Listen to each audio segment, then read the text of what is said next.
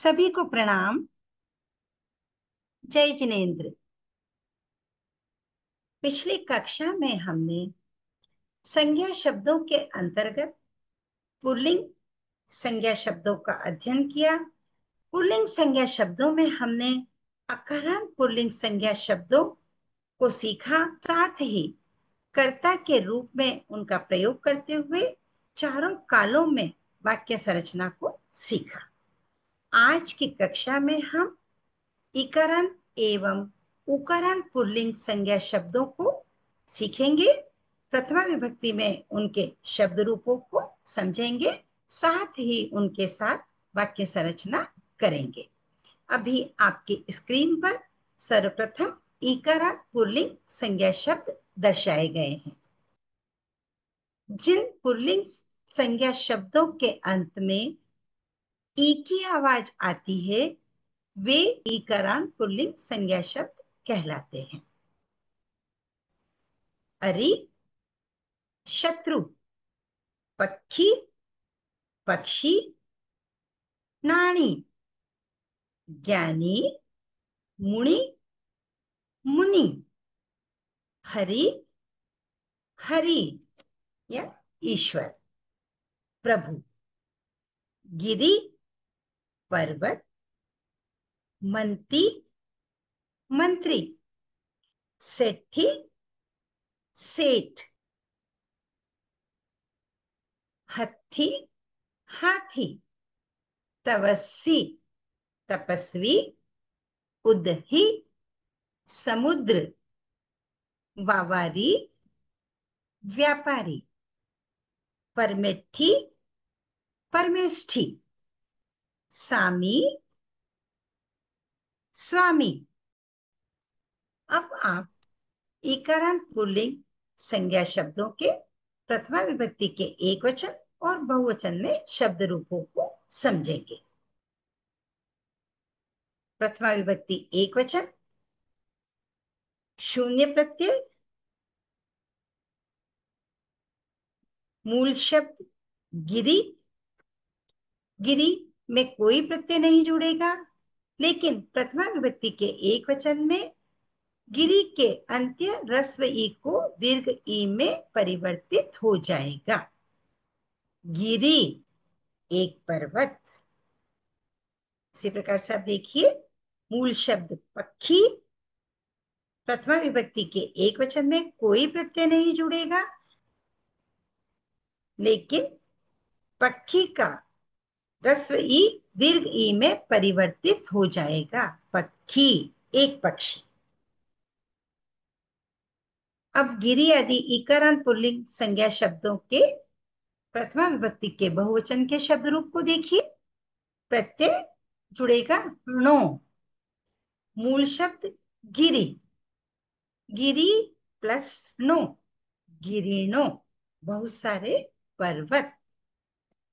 इसी प्रकार से मूल शब्द पक्षी, पक्षी प्लस नो, पक्षीणो, बहुत सारे पक्षी। नियम के अनुसार गिरि आदि इकारांत पुल्लिंग शब्दों में प्रथमा विभक्ति के एक वचन में कोई प्रत्यय नहीं जुड़ेगा, अर्थात शून्य प्रत्यय रहेगा, और बहुवचन में णो प्रत्यय जोड़ा जाता है। लेकिन जब एक वचन में कोई प्रत्यय नहीं जुड़ेगा, लेकिन शब्द का अंत्य रस्व ई दीर्घ ई में परिवर्तित हो जाएगा, जैसे गिरि, पक्षी एक वचन में और बहुवचन में गिरिणो, पक्षीणो।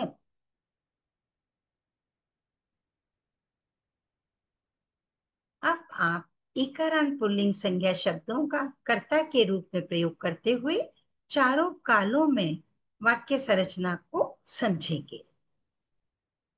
एक वचन, वर्तमान काल, पर्वत शोभता है। गिरि सोहई, यहां आप देख रहे हैं गिरि में जो छोटे ई की मात्रा थी वो दीर्घ हो गई। गिरि सोहई। पर्वत शोभते हैं, बहुत सारे पर्वत की बात हो रही है, बहुवचन का वाक्य है।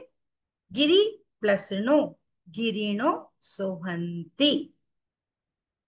अब विधि एवं आज्ञा में वाक्य संरचना आप देखिए। पर्वत शोभे, यहाँ पर भी हमने गिरी में जो रस्व ई है उसको दीर्घ कर दिया। गिरी सोह उ, सोह क्रिया में उ प्रत्यय जोड़ा है, जो विधि एवं आज्ञा अन्य पुरुष एक वचन को इंडिकेट करता है। पर्वत शोभे, गिरिणो सोहंतु। भूतकाल में वाक्य संरचना देखिए। पर्वत शोभित हुआ, पर्वत के लिए एक वचन गिरी। सोही अ, सोह क्रिया में भूतकाल का प्रत्यय ई अ जोड़ा गया है। पर्वत शोभित हुए या सुशोभित हुए, बहुवचन है। गिरी प्लस नो, गिरिनो, बहुत सारे पर्वत। सोही अ, सुशोभित हुए। भविष्य काल में वाक्य संरचना देखिए। एक वचन पर्वत शोभेगा। गिरी सोही ही ई, यहाँ पर सोह क्रिया में भविष्य काल का प्रत्यय ही जोड़ा और उसमें वर्तमान काल अन्य पुरुष एक वचन का प्रत्यय ई जोड़ लिया। बहुवचन पर्वत शोभेंगे। गिरिणो सोही हिंती। अन्य उदाहरण देखिए। वर्तमान काल पक्षी उड़ता है। पक्षी उड्डई, यहाँ आप देख रहे हैं मूल शब्द है पक्षी। पक्षी का रस्व ई प्रथमा विभक्ति के एक वचन में दीर्घ ई में परिवर्तित किया। उड्डई, उड्ड क्रिया और उसमें वर्तमान काल अन्य पुरुष एक वचन का प्रत्यय ई जोड़ लिया। पक्षी उड़ते हैं। पक्षिणो उड्डंती, यहाँ बहुत सारे पक्षी की बात हो रही है। पक्षी प्लस नो, उड्ड क्रिया है और उसमें वर्तमान काल अन्य पुरुष बहुवचन का प्रत्यय अंति जोड़ लिया गया है। विधि एवं आज्ञा। पक्षी उड़े, यहाँ पर एक इच्छा या आज्ञा का भाव दर्शाया गया है। विधि एवं आज्ञा का वाक्य है एक वचन पक्षी उड्डऊ। पक्षी उड़े, बहुत सारे पक्षियों की बात हो रही है। पक्षी प्लस नो, पक्षिणो उड्डंतु। भूतकाल एक वचन पक्षी उड़ा था। पक्षी उड्डी अ। भूतकाल बहुवचन पक्षी उड़े थे। बहुत सारे पक्षी की बात हो रही है। पक्षिणो उड्डी अ। आप देख रहे हैं भूतकाल के अंदर हमने उड्ड क्रिया में एक वचन और बहुवचन दोनों में ही ई अ प्रत्यय जोड़ा है, क्योंकि भूतकाल में तीनों पुरुष दोनों वचन में क्रिया में ई अ प्रत्यय ही जोड़ा जाता है। भविष्य काल एक वचन पक्षी उड़ेगा। पक्षी उड्डी ही ई। पक्षी उड़ेंगे। पक्षिणो उड्डी हिंती। आप देख रहे हैं बहुवचन है। पक्षी मूल शब्द है, उसमें हमने णो प्रत्यय जोड़ा। पक्षिणो प्रथमा विभक्ति बहुवचन को इंडिकेट कर रहा है। उसके बाद उड्ड क्रिया में भविष्य काल का प्रत्यय ही जोड़ने के बाद क्रिया के अंत्य अ को ई किया और फिर वर्तमान काल अन्य पुरुष बहुवचन का प्रत्यय अंति जोड़ लिया। इस प्रकार हमने ईकारांत पुल्लिंग संज्ञा शब्दों का प्रथमा विभक्ति में प्रयोग करते हुए वाक्य संरचना को सीखा। अब हम उकारांत पुल्लिंग संज्ञा शब्दों को सीखेंगे। उकारांत पुल्लिंग संज्ञा शब्द क्या होते हैं? जिन पुल्लिंग संज्ञा शब्दों के अंत में ऊ की आवाज आती है वे शब्द उकारांत पुल्लिंग संज्ञा शब्द कहलाते हैं। जैसे साहू, अंत में ऊ की आवाज है।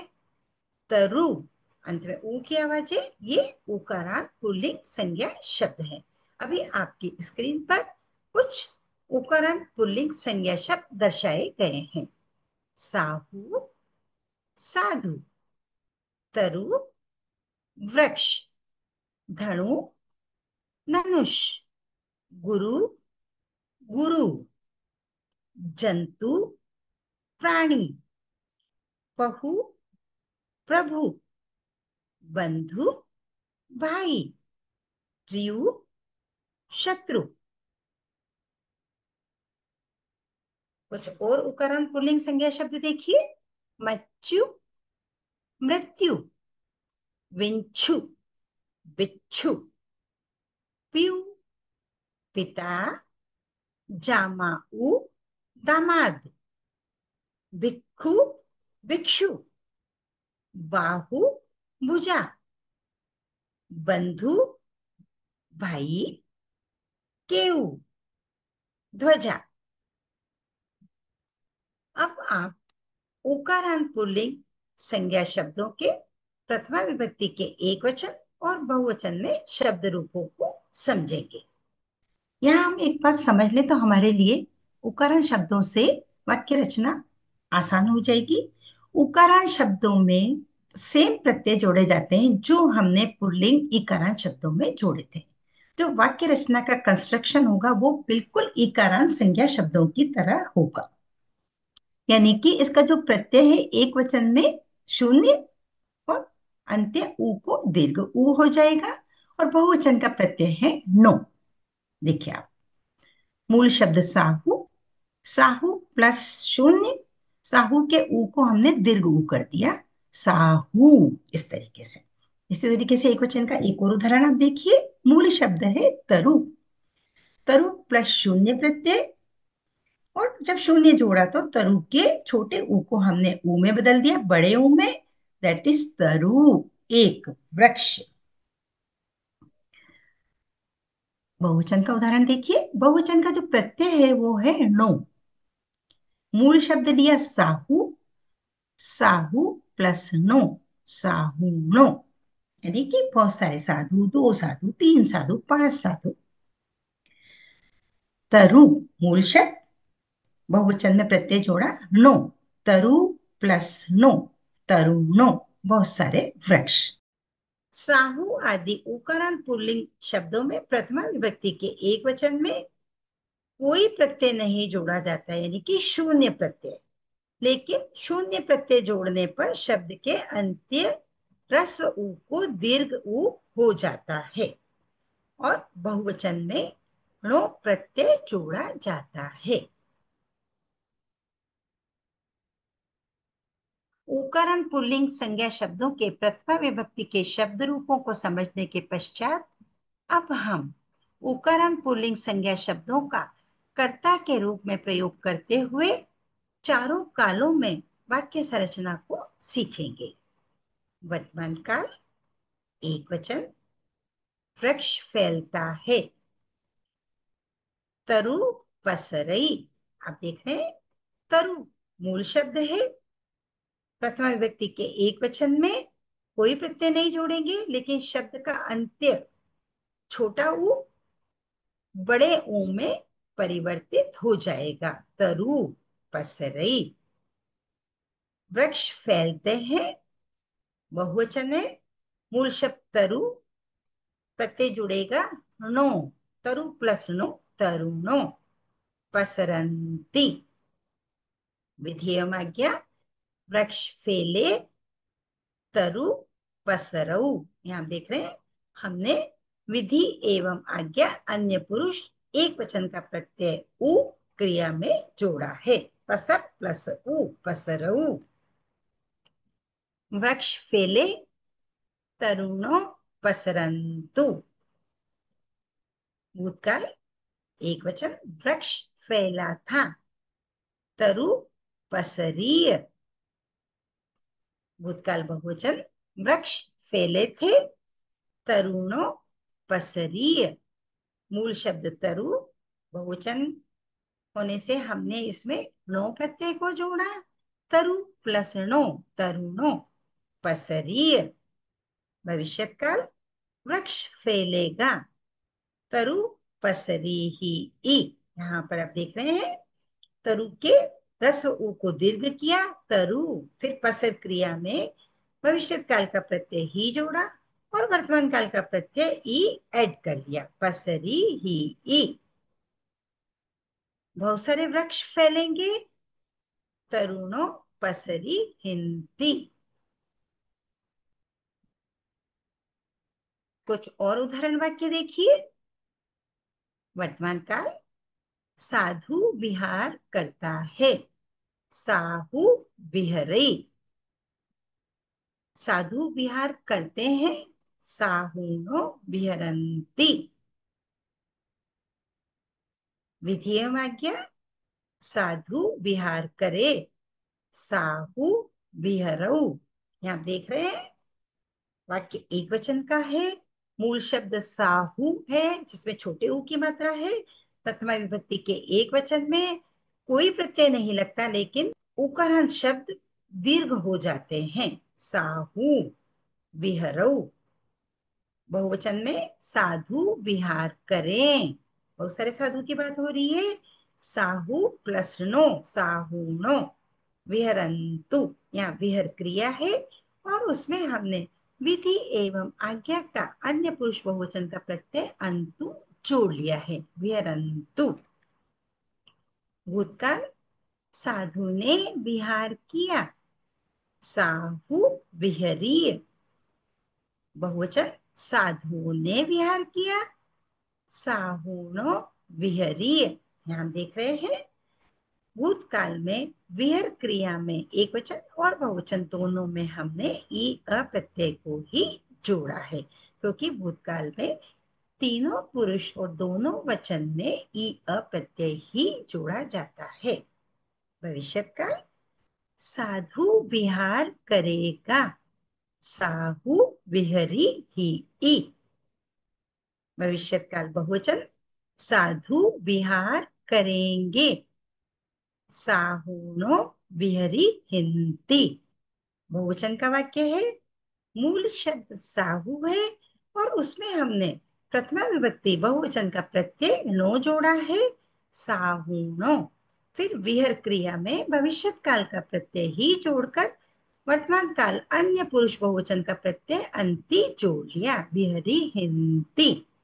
यहां हमें पुनः स्मरण करना है कि संज्ञा शब्द सदैव अन्य पुरुष में प्रयुक्त होते हैं, अर्थात संज्ञा शब्दों के साथ जो क्रिया प्रयुक्त की जाती है उसमें अन्य पुरुष एक वचन अथवा बहुवचन के प्रत्यय लगाए जाते हैं। साथ ही अभी जितने भी वाक्यों का अभी आपने अध्ययन किया है, वे सभी वाक्य कर्तृवाच्य में है। कर्तृवाच्य वाक्यों में कर्ता की प्रधानता होती है और क्रिया कर्ता के पुरुष और वचन का अनुसरण करती है। अगर कर्ता अन्य पुरुष एक वचन में है तो क्रिया अन्य पुरुष एक वचन में प्रयुक्त होगी, और कर्ता अगर बहुवचन में है तो क्रिया भी बहुवचन में ही प्रयुक्त होगी। अभी तक आपने पुल्लिंग संज्ञा शब्दों में अकारांत पुल्लिंग संज्ञा शब्द, इकारांत पुल्लिंग संज्ञा शब्द एवं उकारांत पुल्लिंग संज्ञा शब्दों का अध्ययन किया। आपने प्रथमा विभक्ति के एक वचन में और बहुवचन में उनके शब्द रूपों को सीखा। अभी आपके स्क्रीन पर एक चार्ट के रूप में दर्शाए गए हैं। नरिंद एक वचन में, नरिंदो बहुवचन में, नरिंदा। इसी प्रकार से मूल शब्द आपका है बाल। एक वचन में इसका रूप बनेगा बालओ, एक बालक। और बहुवचन में बालआ, बहुत सारे बालक। इकारांत पुल्लिंग संज्ञा शब्द पक्षी, प्रथमा विभक्ति के एक वचन में इसका रूप बनेगा पक्षी। यहां आप देख रहे हैं, पक्षी का जो रस्व ई है वो दीर्घ ई में परिवर्तित हुआ है, एक पक्षी। और बहुवचन में पक्षीणो, पक्षी प्लस नो प्रत्यय, पक्षीणो, बहुत सारे पक्षी। उकारांत पुल्लिंग संज्ञा शब्द मूल शब्द तरु, प्रथमा विभक्ति के एक वचन में इसका रूप बनेगा तरु। तरु में जो रस्व उ है वो प्रथमा विभक्ति के एक वचन में दीर्घ हो जाता है। तरु, एक वृक्ष। बहुवचन में तरु प्लस नो, तरुणों, बहुत सारे वृक्ष। मूल शब्द साहू, प्रथमा विभक्ति के एक वचन में इसका रूप बनेगा साहू, एक साधु। प्रथमा विभक्ति के बहुवचन में इसका रूप बनेगा साहूणो, साहू प्लस नो, बहुत सारे साधु। इस प्रकार आज की कक्षा में आपने ईकारांत उकारांत पुल्लिंग संज्ञा शब्दों के बारे में जानकारी प्राप्त की। आपने प्रथमा विभक्ति के एक वचन और बहुवचन में शब्द रूपों को सीखा। उसके पश्चात कर्ता के रूप में इकारांत उकारांत पुल्लिंग संज्ञा शब्दों का प्रयोग करते हुए चारों कालों में वाक्य संरचना को सीखा है। आप विभिन्न क्रियाओं का प्रयोग करते हुए चारों कालों में इकारांत उकारांत पुल्लिंग संज्ञा शब्दों के साथ विभिन्न वाक्यों की संरचना स्वयं कर सकते हैं। थैंक्स।